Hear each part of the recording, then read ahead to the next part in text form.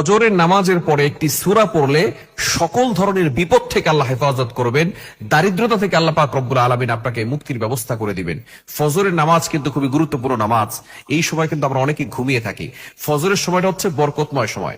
নবীজি সাল্লাল্লাহু আলাইহি ওয়াসাল্লাম তিনি কিন্তু তার উম্মতের জন্য একটা দোয়া করেছিলেন, আল্লাহুম্মা বারিক লি উম্মতি ফি বুকুরিহা, আয় আল্লাহ আমার উম্মতের সকালটা তুমি বরকতময় করে দাও। আল্লাহ পাক রব্বুল আলামিন এই দোয়াটা কবুল করেছেন। সুতরাং যেই সকল প্রতিষ্ঠান, যেই সকল দোকানগুলো সকালে খোলা হয়, ফজরের নামাজ তারা যদি পড়ে এবং নামাজ পড়ার পরে কিছু আমল করে তারপরে যদি তারা সেই দোকান অথবা প্রতিষ্ঠানে যায়, তাহলে আল্লাহ পাক রব্বুল আলামিন সেই দোকানে, সেই প্রতিষ্ঠানে, সেই ঘরে আল্লাহ পাক রব্বুল আলামিন বরকত নাজিল করে দেন, রহমত বৃষ্টির মতো নাজিল করে দেন। সুতরাং আমরা ফজরের নামাজ তো অবশ্যই পড়বো, কেননা যদি ফজরের নামাজ পড়া না হয়, ফেরেশতারা আসমান থেকে তাদের জন্য রিজিক নিয়ে আসে। যখন ফজরের সময় তারা ঘুমিয়ে থাকে, ফেরেশতারা এই রিজিক নিয়ে চলে যায় জঙ্গলে। যে সকল প্রাণীরা আল্লাহর জিকির করে, সেই সকল প্রাণীদেরকে রিজিক বন্টন করে দিয়ে থাকে। সুতরাং অবশ্যই আমরা নামাজ মিস করব না। ফজরের নামাজ আমরা অনেকেই মিস করে ফেলি। ফজরের নামাজ মিস করব না। ফজরের নামাজ পড়বো। নামাজের পরে একটি সূরা, আপনার যে দোকানে বরকত হচ্ছে না, দোকানে ইনকাম নাই, প্রতিষ্ঠানে সমস্যা হচ্ছে, আপনার ঘরে বরকত নাই, ঘরের ভিতরে শান্তি নাই, এই সূরাটা পড়বেন। সেই সূরাটি হচ্ছে সূরা ইয়াসিন।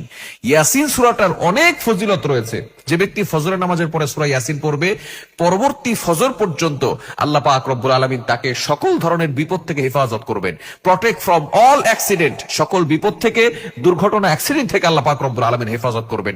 শুধু তাই নয়, যে ব্যক্তি ফজরের নামাজের পরে সূরা ইয়াসিনের তেলাওয়াত করবে, আল্লাহ পাক রব্বুল আলামিন পরবর্তী দিন ফজর পর্যন্ত তাকে অভাব থেকে মুক্তির ব্যবস্থা করে দিবেন, তার রিজিকের ব্যবস্থা করে দিবেন, তার দুশ্চিন্তা থাকবে না। আমরা অনেক সময় টেনশনে পড়ে যাই না?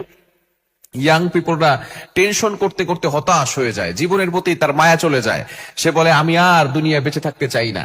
এরকম যুবক আছে না নাই সমাজে? খবরদার, এই দুশ্চিন্তা, টেনশন, ডিপ্রেশন, ফ্রাস্ট্রেটেড পিপল যারা আছেন, ভালো করে শুনে রাখেন, ফজরের নামাজ পড়েন, দেখবেন অন্তরে শান্তি আসবে। এই সময়টা কিন্তু দেখবেন ধুলাবালি মুক্ত হয় এবং এটা মুনাফিকের নিঃশ্বাস থেকে মুক্ত।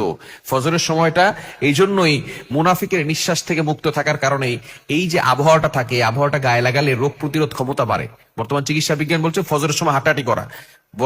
আমরা অসুস্থ হয়ে গেলে ফজরের সময় হাঁটাহাঁটি করি, কিন্তু নামাজ পড়তে যাই না। ফজরের সময় নামাজ পড়বেন এবং সকালের আবহাওয়াটা নিজের গায়ে লাগাবেন, দেখবেন শরীরের রোগ প্রতিরোধ ক্ষমতা বাড়বে।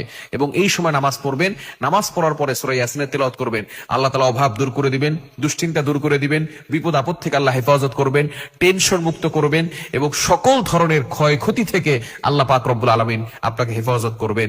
এবং অন্যতম যেটা, সেটা হচ্ছে আমাদের সংসারের ভিতরে আল্লাহ তাআলা সুখ শান্তির ব্যবস্থা করে দিবেন। যেই ঘরের ভিতরে বরকত হচ্ছে না, যে ঘরের ভিতরে শুধু অশান্তি লেগেই থাকে, ওই ঘরের স্বামী, স্ত্রী এবং ছেলে মেয়ে সকলে মিলে ফজরের